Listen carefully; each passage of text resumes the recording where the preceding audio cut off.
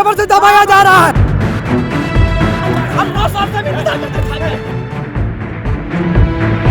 जिलों से आने वाले छात्रों को पुलिस ने रोका। साल के कुछ अंतिम दिन बचे हुए हैं, ऐसे में लोग ये मुआयना कर रहे हैं कि 2025 उनके लिए कैसा रहा।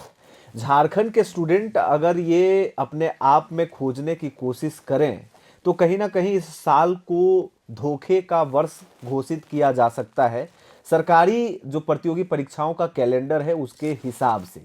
जी हाँ, अगर कैलेंडर से किसी एक तारीख के डिजिट को गायब कर दिया जाए तो भूगोल का काया पलट हो सकता है, लेकिन यहां नौकरी का, सरकारी परीक्षाओं का तारीख एक तारीख नहीं बल्कि कई तारीखों को कैलेंडर से हटा दिया गया है। इसीलिए मैंने कहा कि झारखंडी युवाओं का, पढ़ने लिखने छात्र छात्राओं का जो साल रहा है वो कहीं ना कहीं धोखे का साल रहा है। छात्र एकता जिंदाबाद, जिंदाबाद। जनरल परीक्षा लेनी होगी।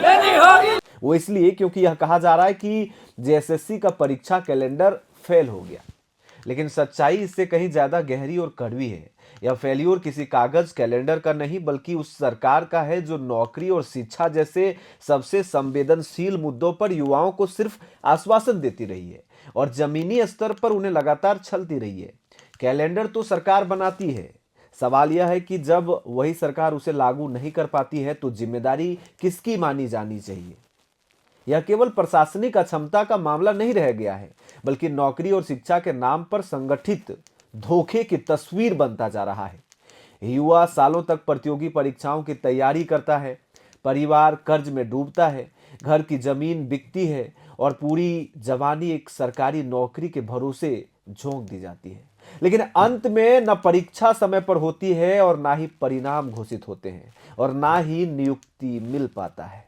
अब ये सब हम क्यों कह रहे हैं, इनके पीछे आंकड़े हैं। अब चलिए उन कैलेंडर में धोखे वाले तारीखों पर नजर डालते हैं जिनके ऊपर धूल जम गई है।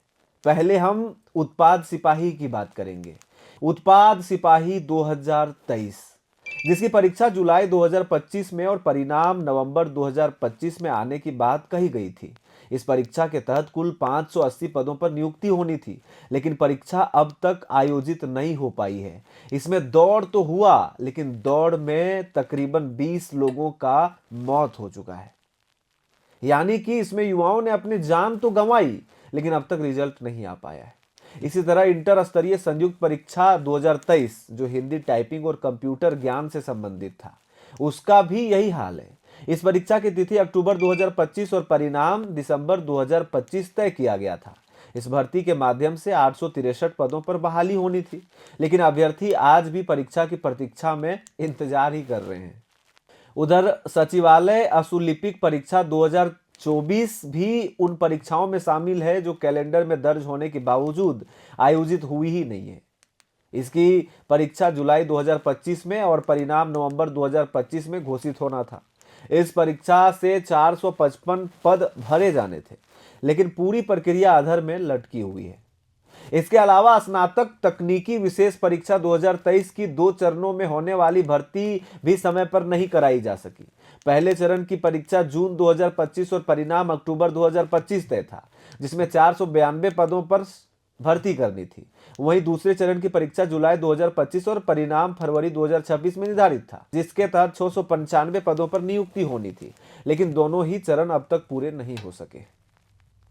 अब चलिए आगे बढ़ते हैं। अब हम कर्मचारी परीक्षा की बात करें। कर्मचारी परीक्षा 2024 भी तय कार्यक्रम के अनुसार नहीं हो सका है। इस परीक्षा का आयोजन अक्टूबर 2025 में और परिणाम जनवरी 2026 में घोषित होना था। इस भर्ती के जरिए 510 पदों पर बहाली प्रस्तावित थी, लेकिन परीक्षा नहीं होने से उम्मीदवारों का इंतजार बढ़ता जा रहा है। अब सबसे गंभीर सवाल पुलिस अवर निरीक्षक यानी एसआई परीक्षा 2025 का है। इस परीक्षा की तिथि अक्टूबर 2025 और परिणाम जनवरी 2026 तय किया गया था। कुल 975 पदों पर नियुक्ति होनी थी, लेकिन परीक्षा आयोजित न होने से हजारों अभ्यर्थियों का भविष्य फिर से अनिश्चित बना हुआ है और अब यह साल खत्म होने को है। अब गंभीर सवाल यह है कि सरकारी नौकरी योग्यता का नहीं बल्कि सिस्टम के भीतर चल रही सेटिंग का विषय बन चुकी है। परीक्षाएं समय पर नहीं करवाई जाती हैं, परिणाम अदालतों में उलझ जाते हैं और अंततः पूरी भर्ती प्रक्रिया ही समाप्त कर दी जाती है। जो नौकरियां युवाओं के लिए निकाली जाती हैं वे या तो प्रक्रिया में मार दी जाती हैं या भीतर ही भीतर खत्म कर दी जाती हैं। इस दौरान सरकार चुपचाप नियम बदलते रहती है, पदों की संख्या घटा दी जाती है और उम्र सीमा बढ़ाने के बजाय युवाओं को बाहर कर दिया जाता है। जो युवा वर्षों से तैयारी कर रहा होता है वह अचानक अयोग्य घोषित कर दिया जाता है बिना सरकारी गलती के। यही सबसे बड़ा अन्याय है। आज झारखंड का युवा यह नहीं पूछ रहा कि उसे सरकारी नौकरी कब मिलेगी, वह यह पूछ रहा है कि क्या सरकार उसकी जिंदगी से खेलने का अधिकार रखती है। क्या शिक्षा और नौकरी केवल चुनावी वादों और फाइलों तक ही सीमित रह गए हैं, और क्या कभी इस व्यवस्था की जवाबदेही तय होगी जिसने एक पूरी पीढ़ी को इंतजार और अनिश्चितताओं में झोंक दिया है। तो इसलिए हमने शुरू में ये कहा था कि 2025 को अगर देखा जाए तो झारखंडी युवाओं के लिए ये धोखे का वर्ष रहा है। ये हम नहीं कह रहे हैं बल्कि आंकड़े कह रहे हैं, और युवाओं की दबी जबान जो बाहर निकलते निकलते रह गई है कि आखिर वे बोले तो बोले कहाँ। वो परीक्षा ना होने की स्थिति में आंदोलन करते हैं, परीक्षा हो जाती है तो रिजल्ट के लिए सड़क पर उतरते हैं, उसमें पेपर लीक हो जाता है तो आयोग के बाहर धरना प्रदर्शन करते हैं, अगर गलती से रिजल्ट आउट कर दिया जाता है तो कोर्ट का दरवाजा खटखटाते हैं, वहां से भी अगर उनको न्याय नहीं मिल पाता है तो वो दिल्ली चले जाते हैं। क्या ये प्रक्रिया किसी राज्य के छात्रों के लिए न्यायिक है या संवेदनशील है या प्रश्नवाचक चिन्ह खड़ा करने वाली?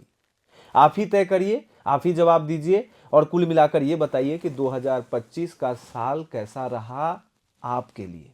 मेरा नाम है रवि भास्कर और आप देख रहे हैं ओंकार झारखंड। जोहार।